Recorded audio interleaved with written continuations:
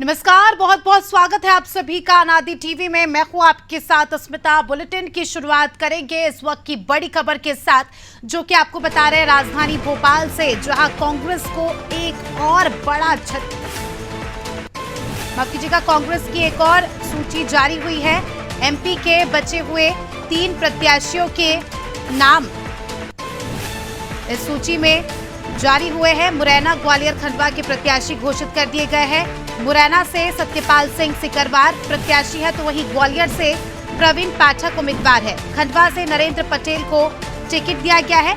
MP Congress के सभी 28 प्रत्याशी घोषित कर दिए गए। एक सीट से सपा चुनाव लड़ेगी, वो है खजुराहो सीट, और इन 3 सीटों पर सस्पेंस बरकरार था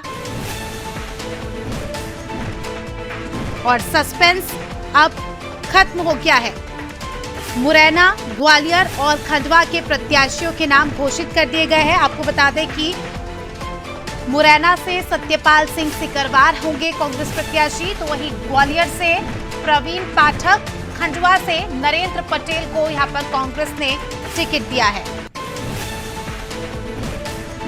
3 सीट जिस पर असमंजस था, लगातार जो है आलाकमान के द्वारा इन सीटों पर चर्चा की जा रही थी और हम कह सकते हैं कि कहीं ना कहीं बहुत ज्यादा कंफ्यूजन था पार्टी में इन सीटों पर किसे उतारा जाए।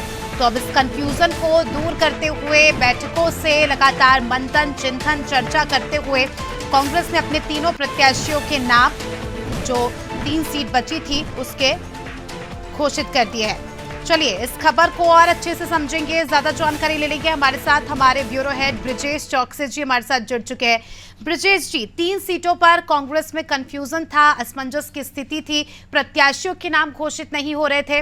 अब तीनों ही सीटों पर, ग्वालियर, मुरैना और खंडवा की सीट पर कांग्रेस ने अपने प्रत्याशियों के नाम घोषित कर दिए हैं। कैसे देखते हैं आप इसे? निश्चित तौर पर अस्मिता, लंबे समय से इंतजार था कि कांग्रेस अपने 3 और उम्मीदवारों की घोषणा कब करेगी, क्योंकि मध्य प्रदेश में 29 सीटों में सिर्फ 28 सीटों पर कांग्रेस चुनाव मैदान में उतर रही है। एक सीट उसने अपने सहयोगी गठबंधन, इंडिया गठबंधन जो है, उनके सहयोगी दल समाजवादी पार्टी को छिंदवाड़ा में दी थी, जहाँ कल मीरा यादव का नामांकन रद्द हो चुका है। अब 28 जो लोकसभा क्षेत्र है वहां पे कांग्रेस मैदान में है, और मुरैना में जो नाम चल रहे थे उन्हीं में से सत्यपाल सिंह सिकरवार नीतू को टिकट दिया गया है, ग्वालियर से प्रवीण पाठक को टिकट दिया गया है, पूर्व विधायक हैं ग्वालियर से जो हार चुके हैं हाल ही में चुनाव।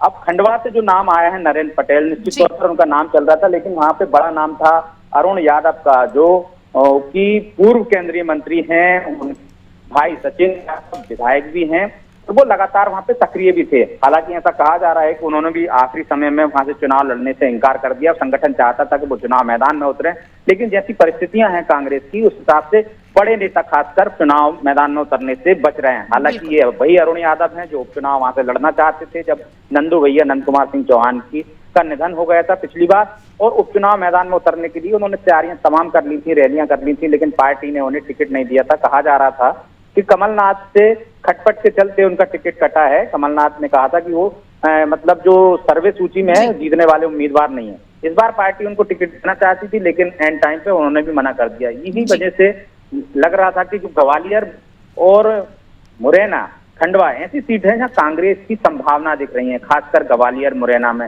यदि विधानसभा के चुनाव देखें हम, तो यहाँ पे अधिकांश सीटें कांग्रेस को मिली हैं, वोट प्रतिशत भी यहाँ पर ज्यादा है, इसलिए कांग्रेस यहाँ पे सोच समझकर उम्मीदवार उतारना चाहती थी ताकि वो बीजेपी से ये सीट छीन सके। लेकिन अब ये उम्मीदवार उतार दिए, निश्चित तौर पर उनके पास समय कम है, अब देखना होगा कि वो कितने सफल हो पाते हैं।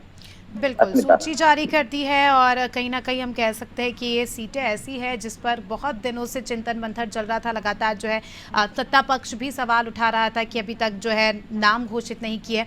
अब देखने वाली बात होगी, 28 की 28 सीटों पर यहाँ पर कांग्रेस ने प्रत्याशियों के नाम घोषित कर दिया। अब क्या कुछ रणनीति होती है और किस तरह का काम ग्राउंड लेवल पर आकर पार्टी करती है। बहुत बहुत शुक्रिया आपका ब्रजेश जी हमारे साथ जुड़ने के लिए और तमाम जानकारी के लिए। तो दर्शकों को बता दें कि इलेक्शन से जुड़ा ये सबसे बड़ा अपडेट है।